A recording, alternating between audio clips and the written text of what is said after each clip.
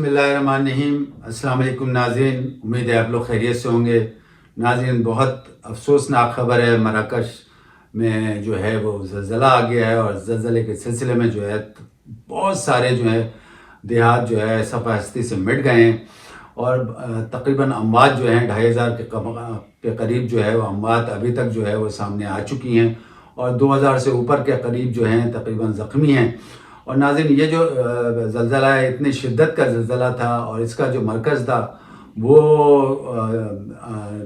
مراکش کا ایک پہاڑی علاقہ ہے اٹلس کے نام سے، وہ اس کا مرکز تھا۔ لیکن اس سلسلے میں جو ہے خبریں ابھی تک یہی آ رہی ہیں کہ ابھی تک جو ہے اس کے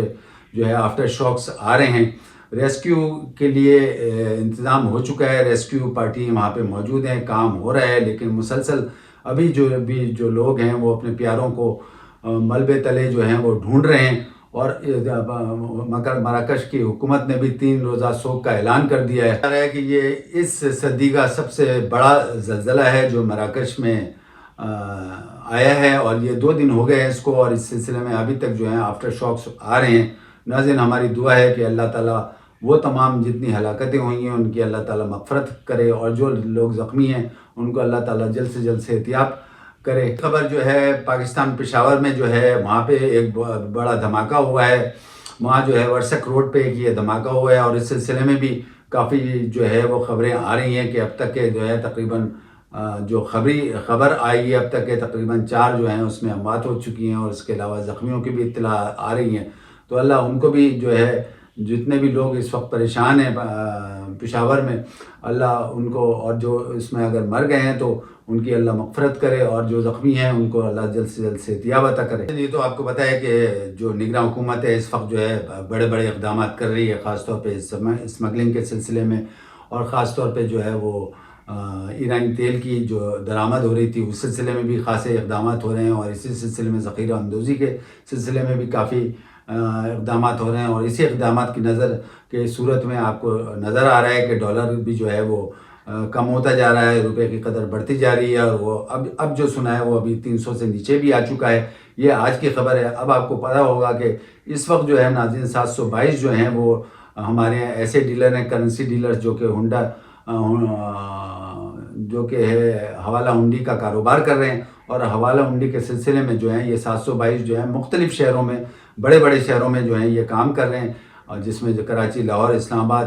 پشاور، اس کے علاوہ گلگت بلوچستان وغیرہ میں بھی یہ سارے جو ہیں کاروبار حوالہ ہنڈی کا کر رہے ہیں۔ اور اس سلسلے میں پتہ یہ چلا کہ کل جو ہے وہ ساری رپورٹ جو ہے نگراں وزیر اعظم کو پہنچا دی گئی ہے، اور اس سلسلے میں اب دیکھنا ہے کہ نگراں وزیر اعظم جو ہیں ان کے لیے جو ہے کہ کیا کارروائی کر رہے ہیں، آیا جتنے یہ کلپریٹس ہیں یہ پکڑے جائیں گے یا نہیں پکڑے جائیں گے۔ طریقے سے ناظرین، اس ایرانی تیل کی اسمگلنگ کے سلسلے میں جتنے بھی افسران ہیں، سیاستدان ہیں، اور بڑے بڑے اس میں منسٹر بھی ہیں، ان سب کی بھی تفصیل جو ہے وہ نگراں وزیر اعظم کو بھیج دی گئی ہے۔ اور اس سلسلے میں یہ بھی پتہ چلا ہے کہ تقریباً 2 ارب 81 کروڑ لیٹر جو ہے وہ سالانہ جو ہے وہ اسمگل ہوتا ہے پاکستان میں ایران کا تیل۔ اس سے تقریباً 60 ارب روپے کا جو ہے سالانہ پاکستانی قومی خزانے کو نقصان ہوتا ہے، یہ جو اسمگل ہو رہا ہے۔ اس سلسلے میں یہ بھی رپورٹ میں بتایا گیا ہے کہ یہ جتنے یہ جو اسمگلنگ ہوتی ہے، اس سے جو آمدن ہوتی ہے اس سے دہشت گرد بھی جو ہے استفادہ حاصل کرتے ہیں۔ اس رپورٹ میں یہ بھی بتایا گیا ہے کہ تقریباً 29 جو ہیں وہ سیاستدان اس میں ملوث ہیں، اور 90 کے قریب جو ہیں وہ سہولت کار ہیں جو اس میں مدد کرتے ہیں۔ اس میں رپورٹ میں یہ بھی بتایا گیا ہے کہ جتنی اسمگلنگ ہوتی ہے وہ ایران کے بارڈر جو پاکستان سے ملتے ہیں اس پہ سارے اسمگلرز بیٹھے ہیں، اور جو سہولت کار ہیں وہاں وہ بیٹھے ہیں، اور وہیں سے یہ اسمگلنگ جو ہے کئی سالوں سے جاری و ساری ہے۔ فل کورٹ ریفرنس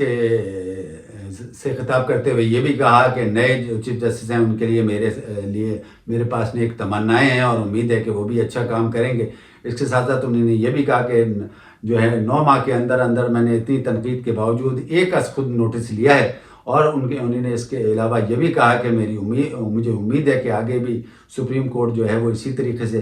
چلتی رہے گی۔ انہوں نے یہ بھی کہا کہ جب تک سیاسی استحکام نہیں ہو سکتا، جب تک جو ہے وہ آئین کا بھی صحیح طریقے سے استعمال نہیں ہو سکتا، اور بہترین قوم وہی ہے جہاں پہ سیاسی استحکام ہو. جب سیاسی استحکام ہوگا تو معاشی استحکام بھی آئے گا. لہذا میری جو یہ آخری تقریر ہے وہ کہہ رہے ہیں as a chief justice of Pakistan میری یہ آخری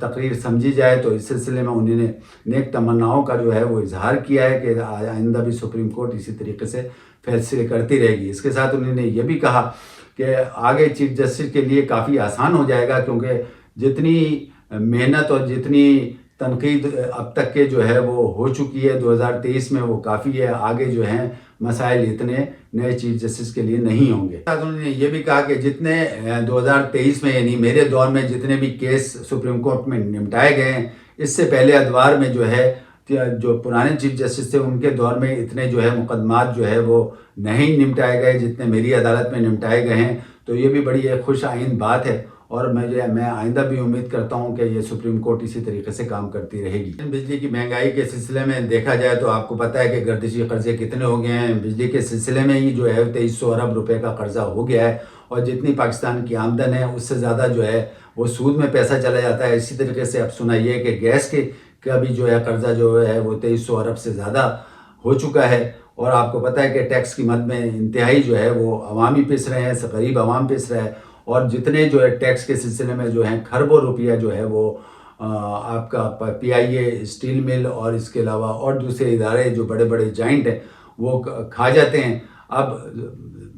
مبصرین کا یہ کہنا ہے کہ اس وقت جو ہے حالات اتنے برے ہیں کہ اب یہ جو ہے 90 دن کے میں اگر الیکشن ہو جاتے ہیں، 90 دن میں الیکشن جو ہے اگر آئین کے روح سے دیکھا جائے تو وہ تو صحیح ہے بالکل. اور آج چیف جسٹس صاحب نے فل ریفرنس کورٹ میں یہ بھی کہا کہ 90 دن کے انتخابات کے سلسلے میں جو ہے اب تک میرے ساتھی جج جتنے بھی ہیں ان کا ایک ہی موقف ہے کہ 90 دن میں الیکشن ہونا چاہیے. لیکن اب یہ 90 دن کا کیس بھی جو ہے عمر عطا بندیال صاحب کے کورٹ میں موجود ہے، دیکھیں اس پہ کیا فیصلہ آتا ہے. لیکن ناظرین میں پھر یہی کہوں گا کہ آگے جو بھی حکومت آتی ہے، چاہے وہ 90 دن میں الیکشن ہو، چاہے وہ فروری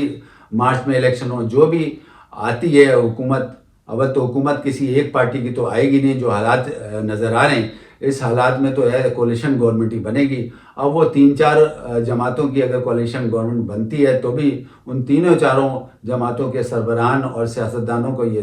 بیٹھ کے سوچنا چاہیے کہ اس ملک کا ترقی کا راز جو ہے وہ صرف معیشت کی بحالی ہے. اگر معیشت اچھی ہوگی تو ملک آگے چلے گا، ورنہ ہم قرضوں کے سلسلے میں اسی طریقے جو ہے وہ دبے رہیں گے. لہذا سیاستدانوں کو یہ چاہیے کہ اس وقت جو ہے معاشی حساب سے سوچنا چاہیے کہ معاشی ترقی کے سلسلے میں جو ہیں کیا کیا اصلاحات کی جائیں، نہ کہ سیاست کے سلسلے میں اصلاحات کی جائیں. تو اب سب سے پہلے یہی ہے کہ سب سے پہلے جو ہے معاشی اصلاحات کو آگے لے کے جایا جائے. جو بھی سیاستدان آئیں وہ سب سے پہلے پاکستان کی معاشی صورتحال کو صحیح کریں، ورنہ جو ہے پاکستان کا اللہ حافظ.